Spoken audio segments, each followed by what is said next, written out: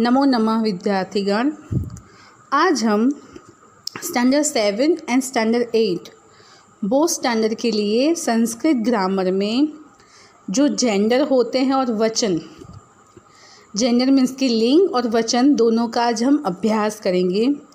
Teacher जो यहाँ पे बच्चे को पूछ रहा है कि आप वो जो है मीन्स कि दोनों कन्वर्सेशन कर रहे हैं, तो बच्चे को जो टीचर है वो सिखा रहे हैं।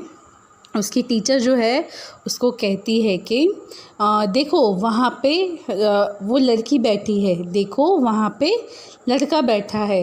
तो बच्चा मतलब जानना चाहता है कि जैसे हम लोग लड़का या लड़की दोनों बोलते हैं, ठीक है, तो ये जेंडर के हिसाब से कौन से वचन में उनको किस तरह से बोला जाता है उसका हमें अभ्यास करना है। तो टीचर जो है वो उसको सिखा रही है, कौन सा स्टूडेंट को, जिसमें संस्कृत में 3 जेंडर होते हैं, ठीक है, masculine, feminine and neuter form.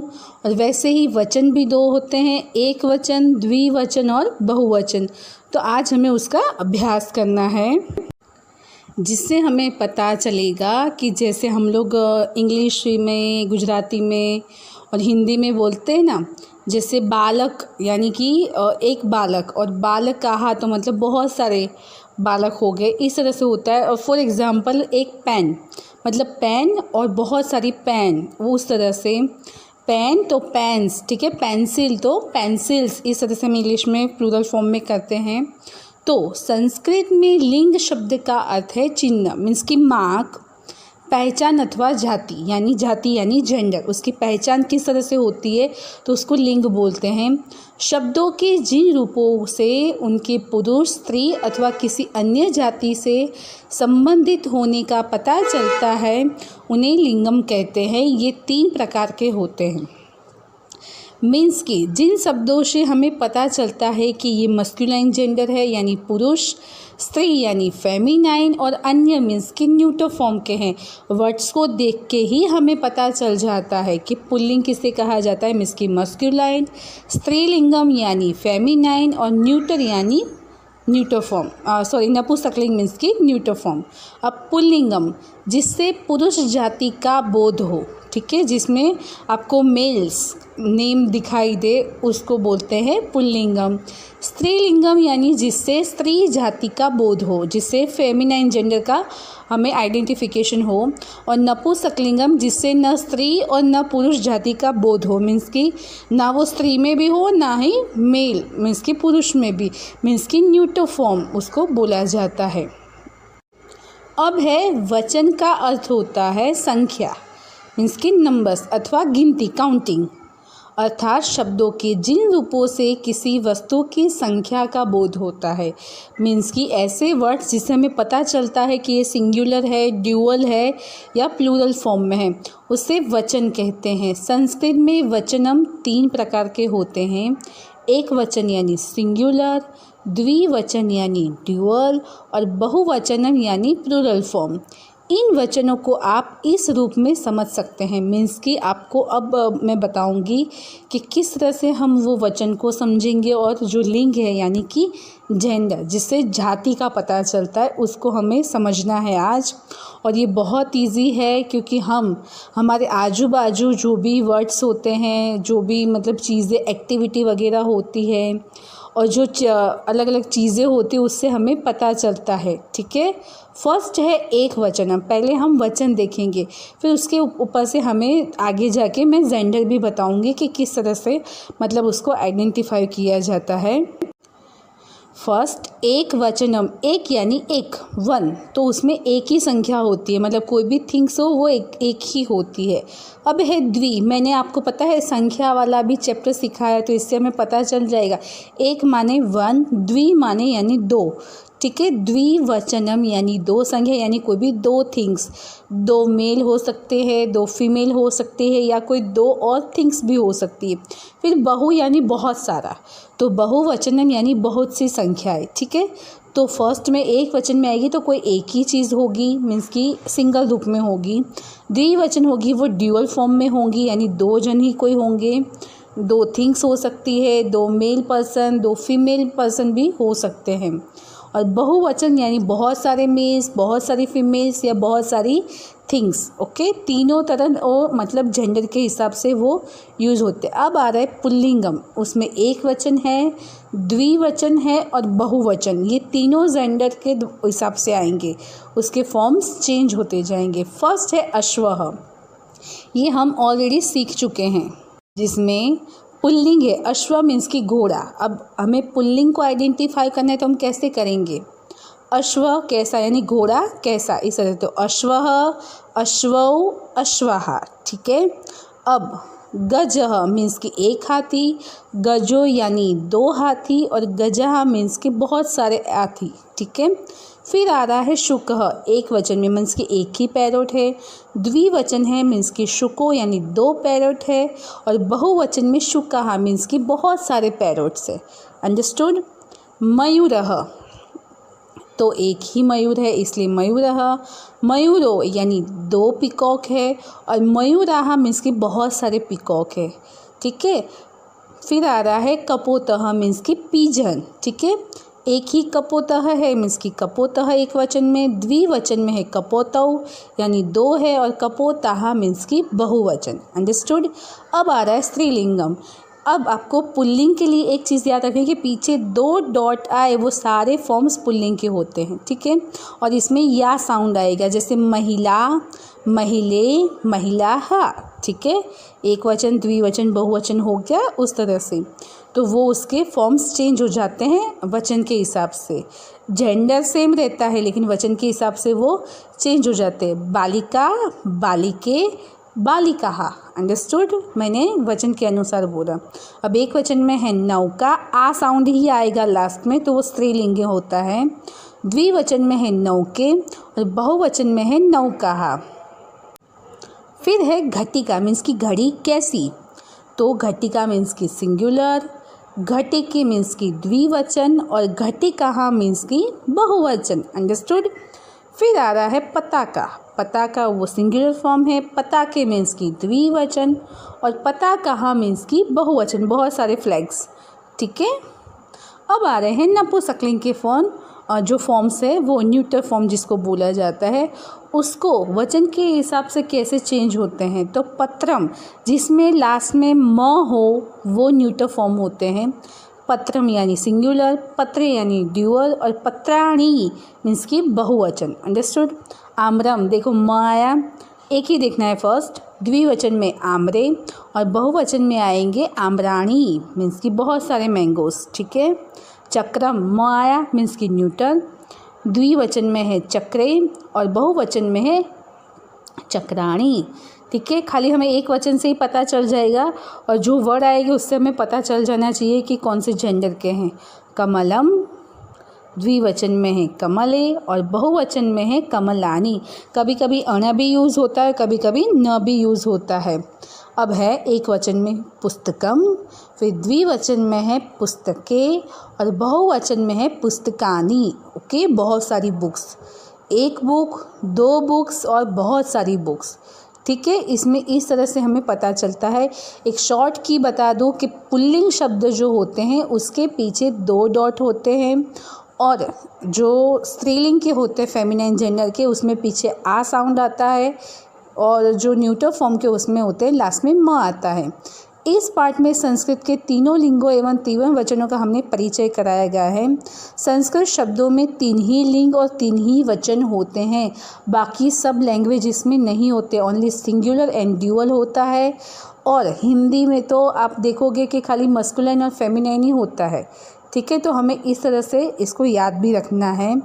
शब्दों के जिस रूप से पुरुष जाति का बोध होता है उसे पुल्लिंगम कहते हैं और उसके जो शब्द होते हैं उनके पीछे 2 डॉट जो होते हैं वो पुल्लिंग के ही होते हैं। और पुल्लिंग को मैं बताती हूँ नेक्स्ट। शब्दों के जिस रूप से स्त्री जाति का बोध होता है उसे स्त्रीलिंगम कहते हैं और उसमें पीछे आ साउंड सुनाई देता है, तो हमें वो चीज़ याद रखनी है। शब्दों के जिस रूप से न पुरुष और न स्त्री का बोध होता है उसे नपुंसकलिंग कहते हैं, मीन्स कि न्यूटर फॉर्म कहते हैं, जिसमें पीछे शब्द के पीछे म होता है, टूटा हुआ म जो होता है वो। तो ये उनकी शॉर्ट की है। पुल्लिंग के लिए 2 डॉट याद रखने हैं, स्त्रीलिंग के लिए लास्ट में आ साउंड आएगा, और नपुंसकलिंग के लिए हमें लास्ट में वर्ड के पीछे म होता है। ये उसकी शॉर्ट की है आइडेंटिफिकेशन की। और एक चीज़ और याद रखनी है, पुल्लिंग को आइडेंटिफाई कैसे करेंगे। तो पुल्लिंग को इस तरह से आइडेंटिफाई किया जाता है कि जैसे मयूर यानी मोर, मोर कैसा, मोर कैसी ऐसा नहीं होता है। और जैसे महिला, तो महिला कैसी, महिला कैसा इस तरह से नहीं होता। तो कैसा कैसी आप करोगे ना तो उससे पता चल जाएगा। और संस्कृत में आपको उसके लिए संस्कृत में आपको और आगे मैं बता रही हूँ कि किस तरह से अभी शब्द लिंग परिचय, मीन्स कि अब हमें जेंडर का कैसे पता चलेगा। हमने वचन देखे, ठीक है, जेंडर की डेफिनेशन भी हमने देखी, पुल्लिंग है स्त्रीलिंग है उसका हमें पता चला। एक लड़का यहाँ पे खेल रहा है, तो लड़का जो उसकी टीचर से पूछ रहा है वह खेल रहा है, वह बॉय जो है वो लड़का वो खेल रहा है। और अगर लड़की होती तो वह पढ़ रही है, तो रहा है और रही है, तो इससे हमें पता चल जाता है कि रहा है वो पुल्लिंग है और रही है मीन्स की स्त्रीलिंग है, ठीक है। लेकिन संस्कृत में एक चीज़ हमें अच्छे से याद रखनी है कि संस्कृत में नपुंसकलिंग के लिए यानी न्यूटर फॉर्म के लिए हमें गुजराती भाषा को फॉलो करना है, क्योंकि हिंदी में ओनली 2 ही लिंग होते हैं, पुल्लिंग और स्त्रीलिंग, नपुंसकलिंग नहीं होता है। तो हमें गुजराती भाषा में 3 लिंग होते हैं, पुल्लिंग स्त्रीलिंग और नपुंसकलिंग, और संस्कृत में सेम ये चीज़ होती है। तो अगर नपुंसकलिंग का आए, अगर आपको वर्ड दिया है ज्ञानम, ठीक है, ज्ञान, तो हिंदी में बोलेंगे ज्ञान कैसा, और गुजराती में बोलेंगे ज्ञान केवु। तो हमें वो जो न्यूटर फॉर्म के केवु आए ने, मीन्स कि केवु कैसा, कैसी और केवु, तो उसके लिए आपको नपुंसकलिंग के लिए आपको गुजराती लैंग्वेज को फॉलो करना है, ठीक है। तो संस्कृत में आपको दोनों भाषाओं को तो फॉलो करना है, लेकिन नपुंसकलिंग के लिए आपको संस्कृत में गुजराती भाषा को फॉलो करना है। तो ये चीज़ हमें आइडेंटिफिकेशन में अच्छे से ध्यान रहेगी, क्योंकि संस्कृत में हमें कन्फ्यूज़न होंगे वर्ड में। पुल्लिंग और स्त्रीलिंग तो समझ में आ जाएगा, कैसा और कैसी हम लोग करके बराबर, लेकिन जब न्यूटर फॉर्म के आएंगे तब हमें गुजराती का देखना है, ओके। अब लिंगम मीन्स कि शब्दों के जिस रूप से संज्ञा अथवा सर्वनाम के स्त्री पुरुष या अन्य रूप में होने का पता चलता है उसे लिंगम कहा जाता है, मीन्स की जेंडर, ठीक है। और जो मीन्स के वर्ड्स होते हैं या नाउन और प्रोनाउन दोनों के ऊपर से हमें जो मेल है या फीमेल है या अन्य न्यूटर फॉर्म में है उससे हमें पता चल जाता है कि ये कौन सा वर्ड है, ये मस्कुलाइन जेंडर का वर्ड है या फेमिनाइन जेंडर का वर्ड है या न्यूटर फॉर्म का वर्ड है, उससे हमें पता चल जाता है। स्वर व व्यंजन के संयोजन से निर्मित शब्द लिंग की दृष्टि से 3 प्रकार के होते हैं। मैंने पहले भी सिखाया था आपको एक वीडियो में कि ग्रामर जो हम लोग मतलब वर्ड्स बनते हैं वो स्वर और व्यंजन को मिला के बनते हैं, और उससे जो शब्द बनते हैं उससे हमें पता चलता है कि ये मस्कुलाइन जेंडर है कि फेमिनाइन या न्यूटर। तो उससे जो शब्द बनते हैं वो 3 फॉर्म में होते हैं, या पुल्लिंग में, स्त्रीलिंग में और नपुंसकलिंग में। पुल्लिंग मीन्स की मस्कुलाइन, स्त्रीलिंग मीन्स की फेमिनाइन और नपुंसकलिंग मीन्स की न्यूटर फॉर्म। तो स्वर और व्यंजन को मिला के जो शब्द बनते हैं ये तीनों उसमें डिवाइड कर दिए जाते हैं। अब पुल्लिंग शब्दाहा देखो, इसमें सबके पीछे 2 डॉट होंगे। शब्दों का वह रूप जो पुरुष जाति का बोध कराता है उसे पुल्लिंगम कहते हैं, यानी मस्कुलाइन जेंडर कहते हैं। लेकिन संस्कृत में हमें पुल्लिंग ऐसा याद रखना है, पुरुष जाति का यानी मेल जाति का जो होता है मस्कुलाइन जेंडर का जो हमें आइडेंटिफिकेशन कराता है उसे पुल्लिंगम यानी कि मस्कुलाइन जेंडर कहते हैं। अंडरस्टूड। बालक देखो पीछे 2 डॉट है, बालक कैसी नहीं, बालक कैसा। छात्र छात्र कैसा मीन्स कि पुल्लिंग शब्द में आएगा। पुरुष पुरुष कैसी नहीं, पुरुष कैसा, तो वो भी हो गया पुल्लिंग। देव तो देव कैसे, ठीक है, तो वो भी पुल्लिंग हो गया। पीकः तो पीकः कैसा, ठीक है, वो भी पुल्लिंग हो गया। भल्लुकः मीन्स की बियर, ठीक है, तो भल्लुकः कैसा। सिंह, तो सिंह मीन्स की वो कैसा, कैसी नहीं। तो इस तरह से हमें आइडेंटिफिकेशन होगा। मयूरः, सबके पीछे 2 डॉट होंगे ही। मयूरः कैसा, तो मस्कुलाइन जेंडर। काकः मीन्स की कौआ, तो कौआ कैसा, पुल्लिंग शब्द यानी मस्कुलाइन जेंडर। अश्वः मीन्स की पुल्लिंग है, तो अश्व कैसा मीन्स की घोड़ा कैसा। सूर्य, तो सूर्य कैसा, केवी एवं ना था। चंद्र, चंद्र कैसा, तो वो भी मस्कुलाइन जेंडर। बहुत सारे मैंने यहाँ पे वर्ड्स दे दिए। ध्रुपः मीन्स की राजा, राजा कैसा, राजा कैसी, ऐसा तो होता नहीं है। घटः मीन्स की घड़ा, घड़ा कैसा, तो वो भी पुल्लिंग शब्द हो गया। वृक्षः, तो वृक्ष कैसा, तो वो भी पुल्लिंग शब्द हो गया। समझ में आ रहा है। इस तरह से पुल्लिंग शब्द हमने देखे। जिसके पीछे 2 डॉट लगे हुए होते हैं और कैसा ऐसा बोध कराता है, वो पुल्लिंग शब्द होते हैं। अब आ रहे स्त्रीलिंग शब्द यानी फेमिनाइन जेंडर के शब्द। शब्दों का वह रूप जो स्त्री जाति का बोध कराता है उसे स्त्रीलिंगम कहते हैं, यानी कि जो फेमिनाइन जेंडर का बोध आइडेंटिफिकेशन कराता है वो उसको फेमिनाइन जेंडर कहते हैं। अब हम फेमिनाइन जेंडर के रूप देखेंगे जिसमें हमको पता चलेगा कैसी, इस तरह से लेना है। बालिका, तो बालिका कैसी, तो स्त्रीलिंग में जाएगा मीन्स की फेमिनाइन जेंडर, ठीक है। छात्रा यानी स्टूडेंट, वो छात्र था, ये छात्रा है, ठीक है। महिला कैसी, तो वो फेमिनाइन जेंडर। अजा यानी गॉट, बकरी कैसी, तो वो भी स्त्रीलिंग हो गया। कलिका यानी कली कैसी, ठीक है, तो वो भी फेमिनाइन जेंडर में हो गया। माला, माला कैसी, तो वो भी स्त्रीलिंग हो गया। चटका यानी चिड़िया, स्पैरो, चकली कैसी, ऐसा चकली केवी गुजराती में जेने कही। लता मीन्स की क्रीपर, ठीक है, लता कैसी। मक्षिका यानी मक्खी, वो कैसी, तो वो भी फेमिनाइन जेंडर हो गया। तुलिका यानी जो ब्रश होता है वो, तो वो कैसी, तो वो भी हो गया। घटिका यानी वॉच, वॉच कैसी, तो वो भी फेमिनाइन जेंडर हो गया। वीणा जिसको हम बजाते हैं, मतलब म्यूज़िकल इंस्ट्रूमेंट है, तो वीणा कैसी। वर्षा यानी बारिश, बारिश कैसी, तो स्त्रीलिंग हो गया। नौका मीन्स की बोट, वो भी कैसी, तो वो भी स्त्रीलिंग हो गया। पाठशाला, स्कूल कैसी, स्कूल कैसा नहीं, हाँ स्कूल कैसी, तो वो भी फेमिनाइन जेंडर में हो गया।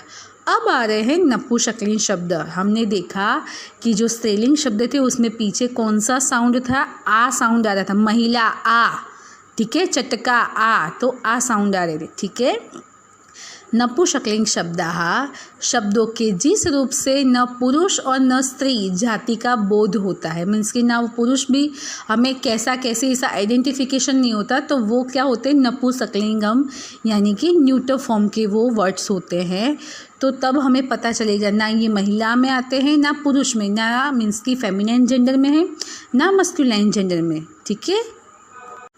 तो नपुंसकलिंग शब्द में पीछे म होता है मात्रा वाला, जो नीचे मात्रा लगती, पत्रम, और आ रहा है फिर बाद में पुष्पम, पीछे म आता है तो समझ जाने का वो नपुंसकलिंग होता है। छत्रम, ठीक है, तो वो भी म आया। कमलम नपुंसकलिंग। फिर नेक्स्ट पिक्चर आ रही है फलम, ठीक है, नपुंसकलिंग शब्द। उद्यानम, ठीक है, तो भी नपुंसकलिंग शब्द। फिर दूसरे भी आ रहे हैं गृहम, यानी वो भी घर नपुंसकलिंग यानी न्यूटर फॉर्म का आ रहा है। सोपानम, जो लैडर होती है वो, जिसको हम निश्रेणी भी बोलते हैं। पात्रम यानी यूटेंसिल्स, वो भी नपुंसकलिंग है, जिसको संस्कृत में पात्रम बोला जाता है। उपनेत्रम, ये तो हमारी चित्रपदानी में भी था, ठीक है, तो वो भी नपुंसकलिंग है। समाचार पत्रम नपुंसकलिंग, सबके पीछे म है, मतलब कि वो नपुंसकलिंग शब्द है। यानम, ठीक है, तो वो भी नपुंसकलिंग शब्द है। नयनम, तो वो भी नपुंसकलिंग शब्द है। कंदुकम, तो वो भी नपुंसकलिंग शब्द है। वस्त्रम, तो वो भी नपुंसकलिंग शब्द है न्यूटर फॉर्म के। इस पाठ का मूल उद्देश्य संस्कृत के तीनों लिंगों का सामान्य परिचय कराना है। पुल्लिंग शब्दों से पुरुष जाति, स्त्रीलिंग शब्दों से स्त्री जाति और नपुंसकलिंग शब्दों से प्रायः सामान्य वस्तुओं का बोध होता है। मीन्स कि नॉर्मल थिंग्स जो हम लोग यूज़ करते हैं वो, ठीक है। और जो मस्कुलाइन जेंडर के लिए हैं, उसके लिए मैंने बताया 2 डॉट हमें याद रखने हैं। और फेमिनाइन जेंडर के लिए जो साउंड आएगा पीछे, वर्ड के पीछे ना डॉट होगे ना कोई मात्रा होगी, मीन्स कि म वैसी, उसमें पीछे फेमिनाइन जेंडर में आ साउंड सुनाई देगा। और नपुंसकलिंग के जो वर्ड्स होते हैं उनके पीछे ऑलमोस्ट म जो होता है, यानी खोड़ो म केवाय, आधा म जिसको बोला जाता है वो, तो वो उसके पीछे होता है, उससे हमें नपुंसकलिंग शब्द का बोध होता है।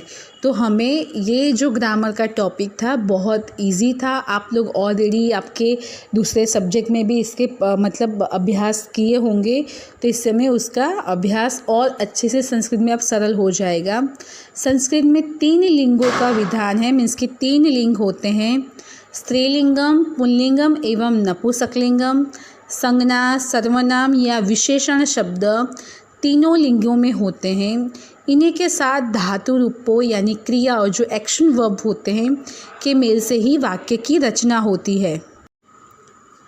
संस्कृत एवं हिंदी के शब्द समान अर्थ वाले होकर भी दोनों भाषाओं में अलग अलग लिंग वाले होते हैं। जैसे आत्मा को संस्कृत में पुल्लिंग और हिंदी में स्त्रीलिंग माना जाता है, सही है। तो ये जो हमारे नपुंसकलिंग के भी जो वर्ड्स थे वो हिंदी और संस्कृत में अलग अलग होते हैं। हाँ, जैसे वस्त्रम, तो वस्त्र कैसा, वो हिंदी में ऐसा बोला जाता है, जबकि संस्कृत में वो नपुंसकलिंग में आते हैं, ठीक है।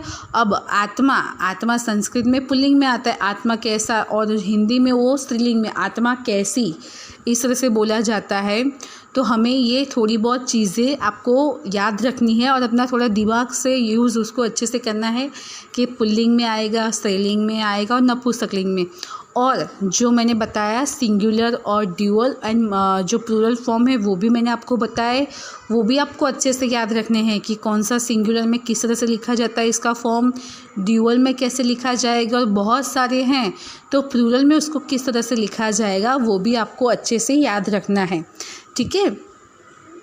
तो ये जो मैंने अच्छे से आपको ये चीज़ समझाई, 1-2 बार इसको अच्छे से सुनिएगा और फिर आप जो अलग अलग वर्ड्स आपकी बुक्स में भी दिए हैं ना, उसको फिर आइडेंटिफाई करना स्टार्ट कीजिएगा, ठीक है। तो उससे आपको और आइडिया आएगा। और जैसे एनिमल्स के नेम हैं उनको वचन के अनुसार भी आप इसमें से देख के उसको अलग अलग लिख सकते हैं, अश्व, अश्वौ, अश्वाहा, इसी तरह से दूसरे एनिमल्स के नेम भी आप लिख के बना सकते हैं सिंगुलर, ड्यूअल और प्लूरल के हिसाब से।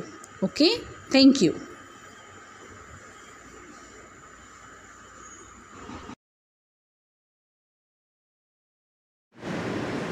यहाँ लास्ट में मैंने एक फैक्ट भी रखा है, सो आपको जान के भी वो खुशी होगी कि जर्मनी देश में टॉप 14 यूनिवर्सिटी में से 10 यूनिवर्सिटी में भारतीय भाषा संस्कृत सिखाई जाती है। भले मैंने पहले ही आपको थैंक यू बोल दिया हो, लेकिन लास्ट में हमें एक चीज़ और सीख के मतलब जाननी चाहिए, तो हमें थोड़ा फैक्टिज़म भी मतलब पता होना ज़रूरी है कि संस्कृत का इम्पोर्टेंस कैसा है, क्या है, कहाँ कहाँ वो भाषा पढ़ाई जाती है।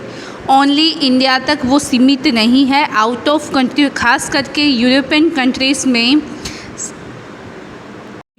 कंट्रीज़ में संस्कृत भाषा पढ़ाई जाती, वहाँ कंपलसरी सब्जेक्ट होता है। इसलिए आज हमने जो जेंडर सीखा, फिर जेंडर आइडेंटिफिकेशन सीखा, वचन सीखे सिंगुलर, ड्यूअल, प्लूरल, वो भी आप वीडियो अच्छे से देखिएगा, ठीक है। और सारी चीज़ें मैंने बहुत अच्छे से एक्सप्लेन की है। और लास्ट में उसके लिए आपको एक फैक्टिज़म भी मैंने आपको सिखाया कि हमें ऐसा लगता है कि संस्कृत बहुत बोरिंग है, लेकिन आप सोच भी नहीं सकते इतना इम्पोर्टेंस इस सब्जेक्ट का है कि विदेश में भी उसको पढ़ाया जाता है। जैसे हम इंग्लिश यहाँ पे पढ़ते हैं, विदेश के लोग वहाँ पे यूरोपियन कंट्री में संस्कृत भाषा को पढ़ते हैं, वहाँ सिखाई जाती है। तो आई होप कि आपको भी अब उससे थोड़ा लगाव हो, इसलिए इसकी इम्पोर्टेंस आपको पता चले, ठीक है। तो ये फैक्ट को भी आप याद रखिएगा। Thank you.